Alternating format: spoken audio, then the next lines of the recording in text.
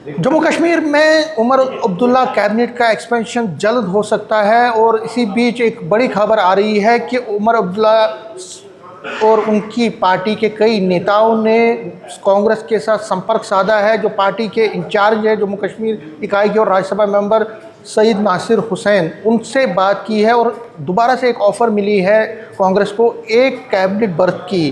कांग्रेस ने कहा है कि हाईकमान से बात करने के बाद इस ऑफ़र को उस पर नज़रसानी की जाएगी और उसके बाद नेशनल कॉन्फ्रेंस को दोबारा इस पर सूचित किया जाएगा। रमन बल्ला है मेरे साथ, ये वर्किंग प्रेसिडेंट हैं जम्मू कश्मीर प्रदेश कांग्रेस के, फॉरेन मिनिस्टर भी हैं। न्यूज़ 18 से बात करने के लिए धन्यवाद। दोबारा से सईद नासिर हुसैन श्रीनगर में जब थे कुछ दिनों पहले, उनकी मीटिंग हुई है वहाँ पे एनसी लीडर्स के साथ और एनसी लीडरों ने दोबारा से ऑफ़र दी है कांग्रेस को कि आप आइए, हम एक जो सीट है आपको एक बर्थ दे देंगे। और इसी वजह से कैबिनेट एक्सपेंशन जो होने वाला था, जो पहले कहा जा रहा था कि इसी महीने होगा, तो क्योंकि आपने टाइम लिया है इसलिए अगले महीने हो सकता है, फर्स्ट ऑफ वीक सितंबर। ये तो पार्टी की सेंट्रल लीडरशिप तय करती है और हमारी नेशनल पार्टी है। हमने साफ तौर पे क्लियर कर दिया है, हमारे लिए प्रायोरिटी हमारी रियासत है। हमारी रियासत का दर्जा फौरी तौर पे वापस दे दे और जब तक वो रियासत का दर्जा वापस नहीं मिलेगा हम किसी भी चीज़ में शिरकत यहाँ पे नहीं करेंगे। ये फैसला राहुल गांधी जी ने पहली जब कैबिनेट बनी थी उसी वक्त उन्होंने अनाउंस किया था। अब चर्चा कहाँ पे है, अब चर्चा का जिक्र हम क्या कर सकते हैं, लेकिन वही है कि हमें फुल्ली तौर पे फुल फ्लैज रियासत जो है वो रिस्टोर करें, क्योंकि सुप्रीम कोर्ट का फैसला है। जम्मू कश्मीर के अवाम को काफ़ी दुख पहुंचा है भाजपा की इस नीतियों के कारण, जिसमें डिले किया गया। जब डिलिमिटेशन भी होगी, इलेक्शन भी होगी, तो फिर रियासत का दर्जा क्यों नहीं दिया जाए।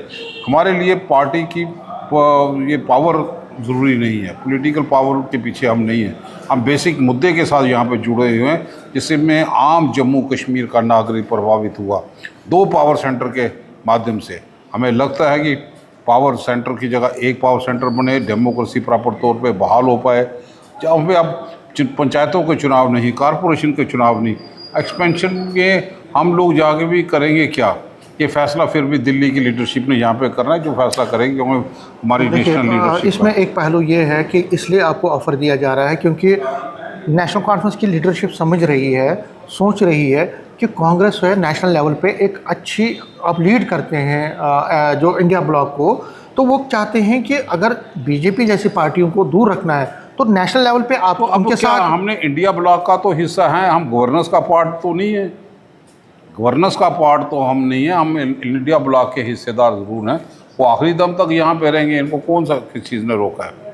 तो हमें लगता है ये चर्चा या अफवाहें, उसमें हम टिप्पणी नहीं यहाँ पे करते। जो हकीकत यहाँ पे है कि हमारे लिए हमारी रियासत का दर्जा वो टॉप प्रायोरिटी है। नहीं रमन बल्ला जी, इसमें एक पहलू ये भी है कि अगर ऑफ़र दी जा रही है, देखिए ऐसा कहा जा रहा है कि आपकी पार्टी में कई लोग ज़्यादा एस्पिरेंट हैं, नहीं, कोई एक से ज़्यादा एस्पिरेंट है। पार्टी की लीडरशिप मैक्सिमम उसका फैसला होता है, इंडिविजुअल किसके एस्पिरेंट होने का कोई नहीं।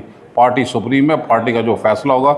जब राहुल गांधी जी ने कह दिया कि जब तक रियासत नहीं होगी हम गवर्नेंस का पार्ट नहीं बनेंगे, तो आज भी हम उस पर कायम हैं। एक पहलू इसमें यह भी है जो आप समझ रहे हैं कि आगे चल के चुनौतियां बहुत है, क्योंकि बीजेपी जिस तरह से, और बीजेपी चुटकी भी लेती है, कहीं ना कहीं कहती है कि कांग्रेस जो है नेशनल कॉन्फ्रेंस, इन्होंने इकट्ठे तो चुनाव लड़ा लेकिन देखिए अलग अलग है, तो एक परसेप्शन क्रिएट हो जाता है। तो आपको नहीं लगता अगर आप गवर्नेंस में भी रहेंगे? भाजपा को जवाब नहीं देना, भाजपा अपनी करनी कथनी में, भाजपा को एट अप्रोप्रिएट टाइम का डिक्शनरी में उसका मतलब समझाना पड़ेगा कि हमें रियासत का दर्जा कब मिलेगा, एट अप्रोप्रिएट टाइम।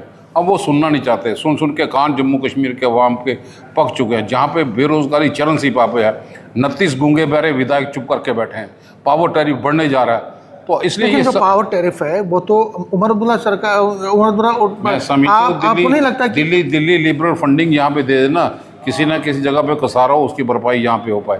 तो आज यहाँ पे नरेगा जैसी लाइबिलिटी को वो लोग क्लियर करने के लिए केंद्र सरकार ने कदम यहाँ पे नहीं उठाए हैं, बहुत सी चीज़ें यहाँ पे है। तो हमें लगता है कि वो जब वक्त आएगा जो सेंट्रल लीडरशिप फैसला यहाँ पे करेगी मिनिस्ट्री के तौर पे, वो और फैसला अभी तक जो राहुल गांधी, मतलब आप इंटरेस्टेड नहीं है? हम पावर के पीछे इंटरेस्टेड नहीं है, पावर के पीछे इंटरेस्टेड होते हैं। अच्छा, एक और सवाल है कि ऐसा कहा जा रहा है कि कांग्रेस में रिशफल हो रहा है, कांग्रेस में कई जो लोग हैं उनको बाहर का रास्ता दिया जाएगा और कई लोगों को अंदर लाया जाएगा, एक थोड़ी बहुत रिशफलिंग होगी। कांग्रेस की सेंट्रल लीडरशिप पूरा मॉनिटर यहाँ पे कर रही है। किस दिन की परफॉर्मेंस हो, कलेक्टिव लीडरशिप हो, एक अच्छा रोल मॉडल लोगों के सामने लाया जाएगा। हाल ही में 360 के करीब ब्लॉक प्रेसिडेंट की नियुक्ति यहाँ पे होगी उनकी कमेटियों के माध्यम से। 11,500 के करीब सक्रिय नेता उनको शामिल किया गया, चाहे वो डिस्ट्रिक्ट कमेटी यहाँ पे हो, और फेस्ड मैनर में हर सेल को एक्टिवाइज किया जाएगा।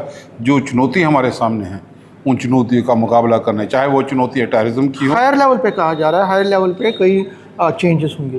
हायर लेवल का वो सेंट्रल लीडरशिप वहाँ पे देख रही है, वहाँ पे थिंक टैंक बैठे हैं, वो जो फैसला यहाँ पे करेंगे हर चीज़ को समझ के बारीकी से मान्यूटली वो वाच करेंगे, उसके मुताबिक जो फैसला करेंगे वही हम एक कांग्रेस के डिसिप्लिन सोच रहा है। सोनिया गांधी, खड़गे साहब, राहुल गांधी जी, प्रियंका गांधी जी, इंचार्ज नासिर साहब या करा साहब जो फैसला करेंगे वो हम सब पे लागू होता है। न्यूज़ 18 से बात करने के लिए बहुत बहुत शुक्रिया। नेटवर्क 18 के लिए मैं समीर भट्ट।